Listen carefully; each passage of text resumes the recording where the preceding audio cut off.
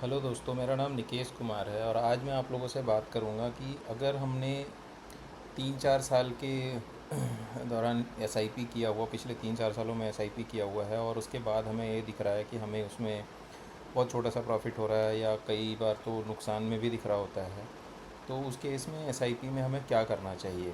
मैंने यहाँ पर लगभग हर तरह के फंड्स में ये चीज़ चेक किया है। पिछले 15 साल का डेटा लिया है मैंने और आप देखोगे तो flexi, mid cap, tax saver, large cap, hybrid, small cap, हर तरह के फ़ंड मैंने लिए हैं, जिससे कि ये मैं आपको बता सकूं कि ये जो मैं बता रहा हूँ ये लगभग सभी फंड्स में काम करता है। और इसमें आपका जो डिफरेंस होता है वो सिर्फ आपके रिटर्न का डिफरेंस होता है लॉन्ग टर्म में, कि हर फंड बराबर रिटर्न नहीं देता। किसी में कुछ ज़्यादा रिटर्न आता है और किसी में कम आता है। और लॉन्ग शॉर्ट टर्म और लॉन्ग टर्म में देखोगे एक और चीज़ की, शॉर्ट टर्म में कुछ अच्छे दिख रहे थे लेकिन लॉन्ग टर्म में वो उतने अच्छे नहीं होते हैं, लेकिन अच्छे तो होते हैं बिकॉज आपका पैसा बनता है। तो अब हम थोड़ा सा एजम्पशन में बता देता हूँ कि मैंने ये बता लिया है कि अगर मैंने 10,000 रुपीज़ का एसआईपी पर मंथ स्टार्ट किया था और सितंबर 2010 में स्टार्ट किया था, और एग्जैक्टली 3 साल के बाद का ही अगर देखें तो अगस्त 2013 में, मतलब 3 साल जब मेरा कंप्लीट हुआ था, तो उस टाइम में क्या स्थिति थी। तो पहले वाले फंड में देखें तो 4% का लगभग नुकसान था, यहाँ 2% का प्रॉफिट था, 3% का नुकसान था, 3.5%, 4%, 6%, 7%, 1%, 2%, यहाँ पर बिल्कुल ऑलमोस्ट प्रॉफिट वगैरह कुछ भी नहीं था, यहाँ भी 1%, यहाँ भी कुछ भी नहीं मिला था, 2%, 8%। तो देखेंगे कि मोटा मोटा मिक्स्ड हुआ है, कहीं नुकसान में है या कहीं पर प्रॉफिट बहुत ज़्यादा नहीं है, और सारे फंड का लगभग एक ही हाल था। तो उसमें स्थिति ये थी कि मैंने जितना इन्वेस्ट किया या तो उससे मुझे थोड़ा बहुत ज़्यादा या फिर लग उससे नुकसान में भी होता है। अगर उस टाइम में आप लोगों की सुनो, टीवी में देखो, तो ऐसा बताते हैं जैसे कि अब सब कुछ ख़त्म होने वाला है, अब अपने पैसे बचा लो वरना सब कुछ ख़त्म हो जाएगा और आपके पैसे डूब जाएंगे। लेकिन यहाँ पर मैं ये बताना चाहता हूँ कि एसआईपी और म्यूचुअल फ़ंड, ये दोनों, एसआईपी एक पेमेंट का मेथड है, तो म्यूचुअल फ़ंड इन्वेस्टमेंट जो है या इक्विटी में जो इन्वेस्टमेंट है वो हमेशा लॉन्ग टर्म में ही आपको बेनिफिट देता है। आज तक का डेटा यही बोलता है।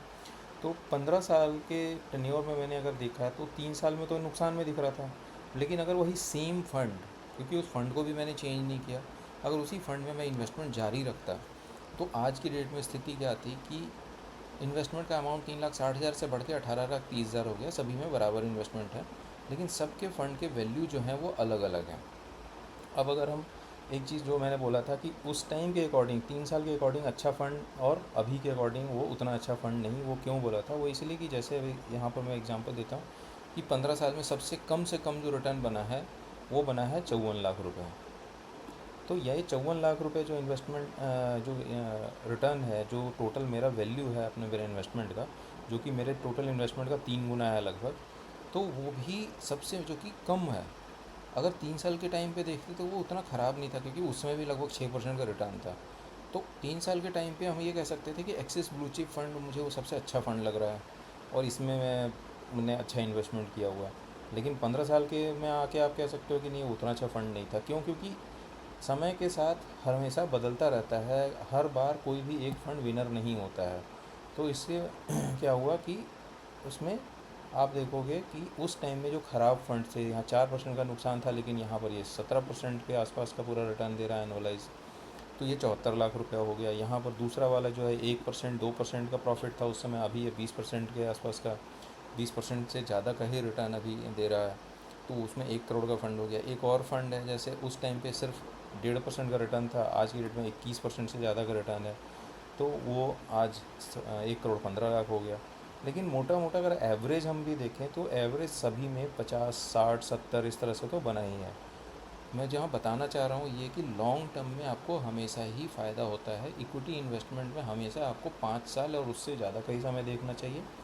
10 साल से ऊपर में आज तक का डेटा ये बताता है कि किसी को नुकसान नहीं हुआ है, लेकिन ये कोई गारंटी नहीं है। मैं एक म्यूचुअल फंड डिस्ट्रीब्यूटर हूँ और मैंने ये डेटा सिर्फ एक एजुकेशन पर्पज़ से बनाया हुआ है। इसमें किसी भी तरह के यहाँ जो फंड्स दिख रहे हैं उसमें इन्वेस्टमेंट का कोई वो आपको एडवाइस नहीं है। आप अगर इन्वेस्टमेंट करना चाहते हो तो आप मुझसे कनेक्ट कर सकते हो, या अपने नियरेस्ट किसी और म्यूचुअल फंड डिस्ट्रीब्यूटर से कनेक्ट कर सकते हो, या इन्वेस्टमेंट एडवाइज़र से कनेक्ट कर सकते हो। तो वो आपको बताएंगे कि आपके रिस्क प्रोफाइल के अकॉर्डिंग क्या सही है। रिस्क प्रोफाइल भी एक अलग मैटर है जिसके बारे में हम काफ़ी बात कर सकते हैं।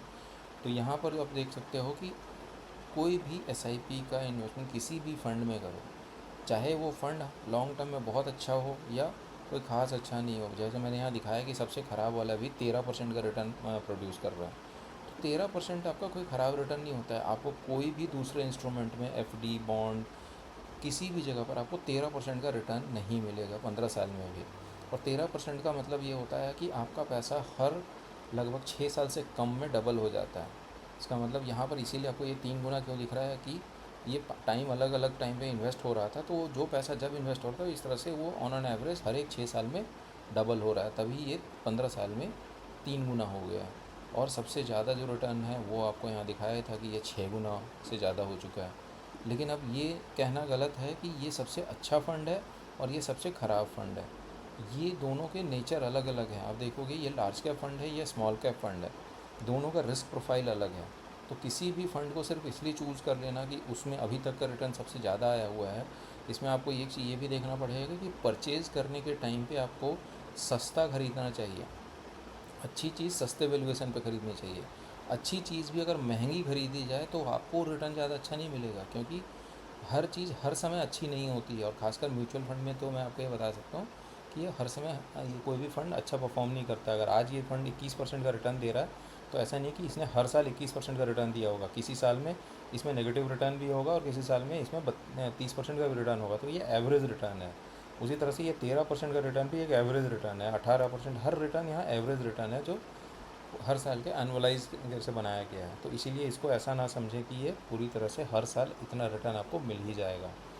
थैंक यू, धन्यवाद।